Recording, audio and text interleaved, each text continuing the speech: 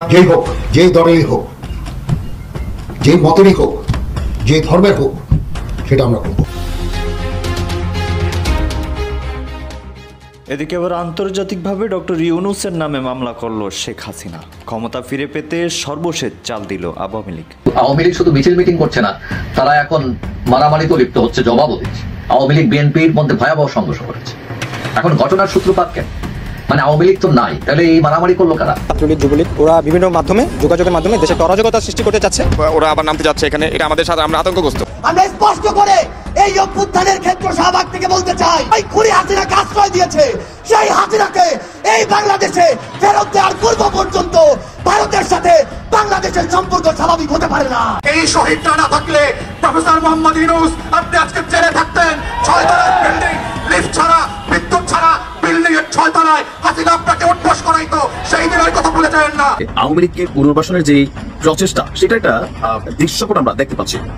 আর অপরদিকে শেখ হাসিনা ভারত থেকে বিভিন্ন সময়ে তিনি অনলাইনে কথা বলেন, নেতাকর্মীদের প্রতি নানান নির্দেশনা দেন এবং উজ্জীবিত করারও ট্রাই করেন।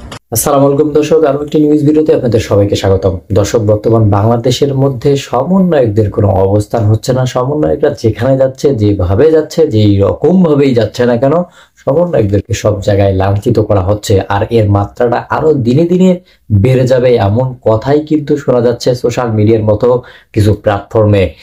মানে সমন্বয়করা প্রথম দিক থেকে যেভাবে তাদের ক্ষমতা বিস্তার করেছে, যেভাবে তারা চলেছে, দেখো এখন কিন্তু তারা নাই। মানে সেই পর্যায়টা থেকে তারা অনেক দূরে সরে এসেছে, কারণ তারা বর্তমান সময়ে নতুন রাজনৈতিক দল গঠন করেছে। নতুন রাজনৈতিক দলের মাধ্যমে তারা ক্ষমতার লোভ দেখার চেষ্টা করতেছে, ক্ষমতা নিয়ে নেওয়ার চেষ্টা করতেছে, এমন কথাই বলতেছে নেটিজেনরা।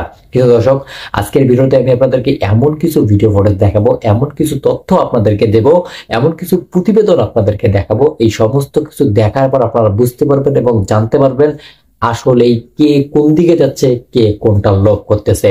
দর্শক, কোনো কথা বাড়াবো না, সর্বপ্রথম ইম্পর্টেন্ট প্রতিবেদন দেখে নেব। তার আগে ছোট্ট করে একটা রিকোয়েস্ট থাকবে, আপনি যদি প্রথমবারের মতো আমাদের এই ছোট্ট চ্যানেলটিতে এসে থাকেন, তাহলে অবশ্যই চ্যানেলটিকে সাবস্ক্রাইব করবেন, পাশে আসা বেল আইকনটি অন করে রাখবেন। সো দর্শক, আর সময় নষ্ট না করে সর্বপ্রথম আমরা কিছু ইম্পর্টেন্ট প্রতিবেদন দেখে নেই।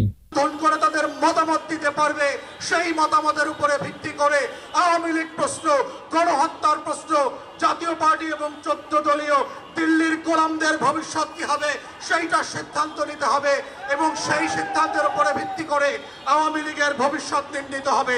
এই প্রস্তাব দেবার 7 মাস 8 মাস পেরিয়ে গেলে পরে আমরা দেখতে পাচ্ছি জুলাই গণহত্যা নিয়ে কোনো উচ্চবাচ্য করবার আয়োজন দেখতে পাচ্ছি না। জুলাইয়ের গণকবর যেটা আমরা আগস্ট সেপ্টেম্বরে ভিজিট করেছি, সেইখানে উপদেষ্টাদের যাবার কোনো মদত দেখতে পাচ্ছি না।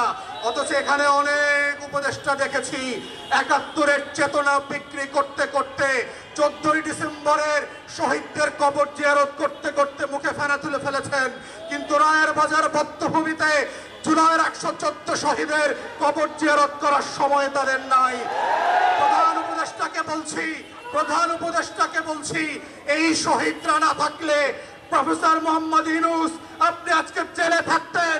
6 তলার বিল্ডিং, লিফট ছাড়া, বিদ্যুৎ ছাড়া বিল্ডিং এর 6 তলায় হাসিনা আপনাকে উঠবোস করাইতো, সেই দিনের কথা ভুলে যাবেন না। আপনার মামলাগুলো আজকে আদালত দিয়ে নাই করে দিয়েছেন। এই নাই করার রাজনীতি হইতো না, আপনার মামলা চলতো। যাদের রক্তের কারণে আজকে আপনি বেকসুর খালাস, যাদের রক্তের কারণে আপনি প্রধান উপদেষ্টা হয়েছেন, তাদের রক্তের বদলা যদি না নেন, আপনাকে আগামী দিনের মানুষ ক্ষমা করবে না। বাঙালির চরিত্র বুঝতে হবে। তারা প্যারিস থেকে এসে এদের নায়ক যেভাবে বানাইতে পারে, তারা মির্জাফরের মতো খলনায়ক বানাইতে পারে। এই রক্ত দেওয়া শহীদ পরিবারের এই ইতিহাস ভুলে যাবেন না। তাই আমাদের বক্তব্য হচ্ছে, গণতদন্ত কমিশনের মধ্য দিয়ে আওয়ামী লীগ প্রশ্ন রিজলভ করেন। এবং আমরা বারবার বলেছি বিভিন্ন প্রেসে এবং টকশোতে কি কি অপশন হতে পারে। প্রথম অপশন হচ্ছে নাৎসি মডেলে আপনি আউটরাইট আওয়ামী লীগ, জাতীয় পার্টি এবং 14 দলকে নিষিদ্ধ করে দেবেন।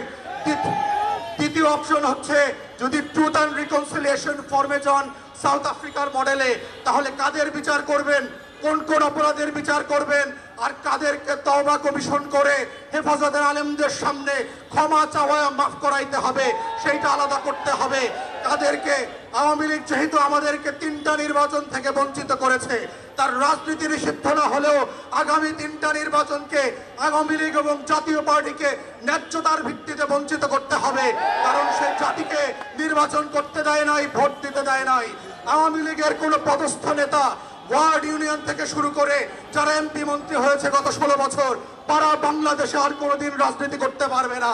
ঠিক এইরকম শর্ত করে গণতদন্ত কমিশনের মাধ্যমে প্রয়োজনে গণভোটে দিয়ে আওয়ামী লীগ জাতীয় পার্টির প্রশ্ন ন্যায্যতার ভিত্তিতে সমাধান করবার মধ্য দিয়েই আজকের এই শহীদদের বিচার ফয়সালা হইতে হবে। অভ্যুত্থানের 9 মাস হতে চলেছে।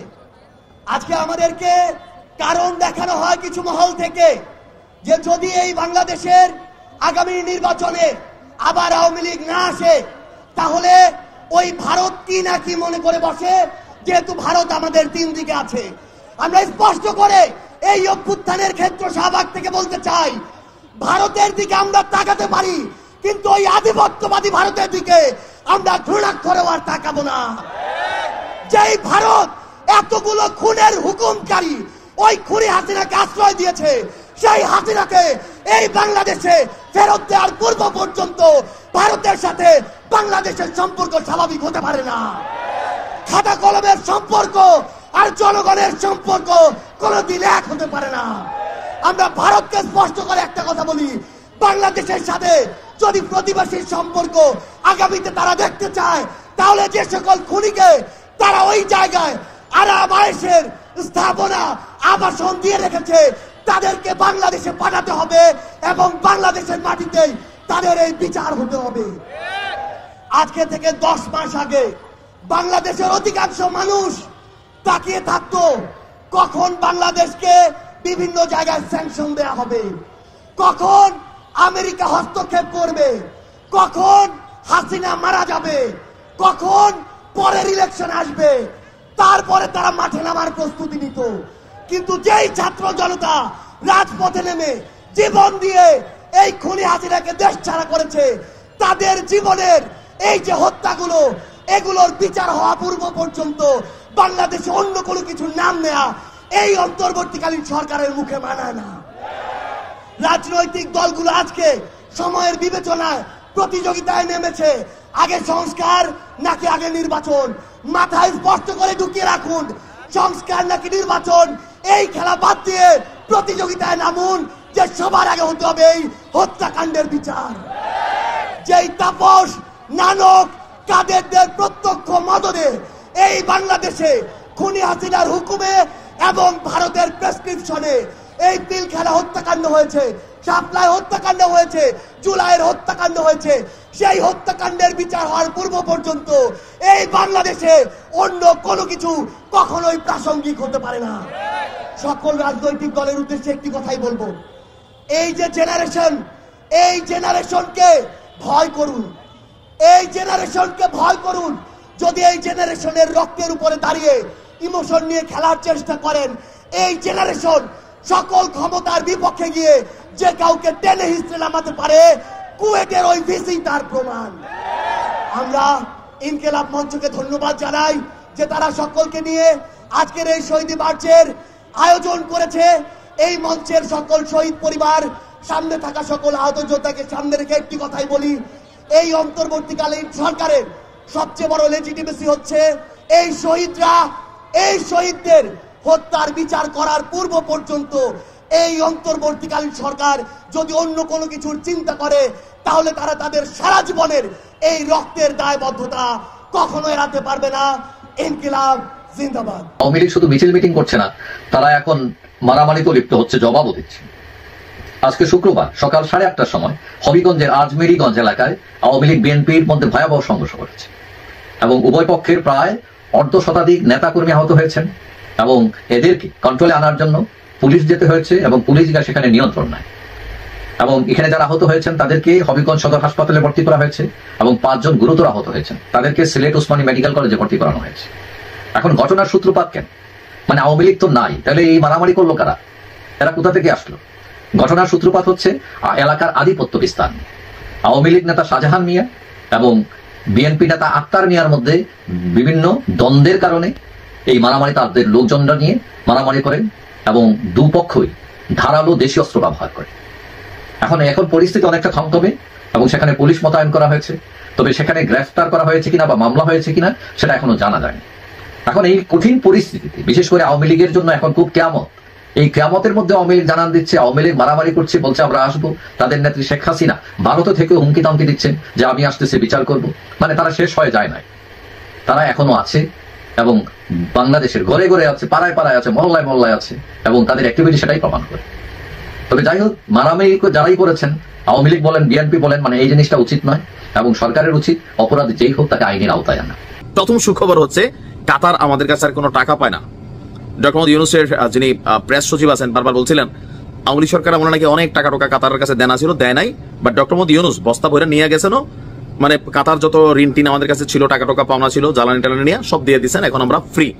তো কাতার কি দিল? প্রথমত কাতারের আমির তার আম্মার সাক্ষাৎকার দিছে। ডক্টর মোহাম্মদ ইউনূসের সাথে কাতারের আমিরের মায়ের সাক্ষাৎকার আমার কাছে মনে হয়েছে বিষয়টা বিরল। তবে ডক্টর মোহাম্মদ ইউনূস একজন নোবেলিস্ট, সেই জায়গা থেকে এটা হলেও হইতে পারে যে হয়তো আমাকে দেখার একটা খায়েশ ছিল। এর বাহিরে আপনি দেখেন কাতারে বাংলাদেশ সেনাবাহিনীর সেনারা যাবে, এটা যদিও আওয়ামী লীগ সরকার আমল থেকে নেওয়া একটা সিদ্ধান্ত, বাট বাস্তবায়নটা এখন হচ্ছে আগামী 2 মাসের মধ্যে যাবে। আরো সুসংবাদ আছে কি, বাংলাদেশ পুনর্গঠনে অন্তর্বর্তী সরকারের প্রধান উপদেষ্টাকে সম্ভাব্য সব ধরনের সহায়তা প্রদানের আশ্বাস দিয়েছেন কাতারের প্রধানমন্ত্রী শেখ মোহাম্মদ বিন আব্দুর রহমান বিন জসিম আল থানি। নাম ছোট করা দরকার, এদের এত বড় নাম দিয়ে কি করবে? গোষ্ঠী টুষ্টি লম্বা সহ, কার ছেলে কার নাতি কার প্রতি এরকম মনে হয়, তাই না? আপনি যারা বলছেন জানাবেন। আপনার দোহায় কাতারের প্রধানমন্ত্রীর কার্যালয়ে ডক্টর মোহাম্মদ ইউনূসের সঙ্গে এক বৈঠকে কাতারের প্রধানমন্ত্রী ডক্টর মোহাম্মদ ইউনূসকে আশ্বস্ত করেন যে বাংলাদেশে যে চলমান সংস্কার আছে সেটার প্রতি কাতারের পূর্ণ সমর্থন আছে। ইউনূস সাহেবের জন্য সুখবর। তারপরে হচ্ছে সংস্কারের জন্য যারা অপেক্ষা করছেন যে মিডল ইস্ট আসলে কি ভূমিকা রাখবে, তারা কিন্তু পজিটিভ ভূমিকা রাখছে। এখন এই কথাগুলো আমাদের গণমাধ্যম বলতেছে, কাতারের গণমাধ্যম থেকে আমরা জানি না।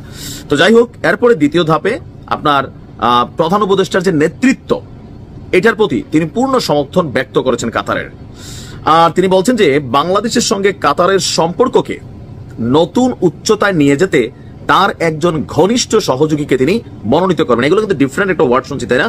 যে কাতারের প্রধানমন্ত্রী বলতেছেন যে বাংলাদেশের সাথে সম্পর্কটাকে আরো ভালো করার জন্য, আরো নতুন উচ্চতায় কিভাবে আরো কিছু করা যায়, তো তিনি তার একজন ঘনিষ্ঠ সহযোগীকে বাংলাদেশের জন্য মনোনীত করবেন। আর চলমান সংস্কার এবং বাংলাদেশকে পুনর্গঠনের যে প্রক্রিয়া, সেই প্রক্রিয়ার মাধ্যমে বাংলাদেশ আগামী বছরগুলোতে আরো শক্তিশালীভাবে যেন আত্মপ্রকাশ করতে পারে, তিনি সেই দোয়াও করছেন এবং সম্ভাব্য যত ধরনের সুযোগ দরকার বা সুবিধা দরকার সেটাও দিবেন। এবং তিনি বলছেন যে আমরা আপনার অব্যাহত নেতৃত্বের উপর আস্থা রাখি।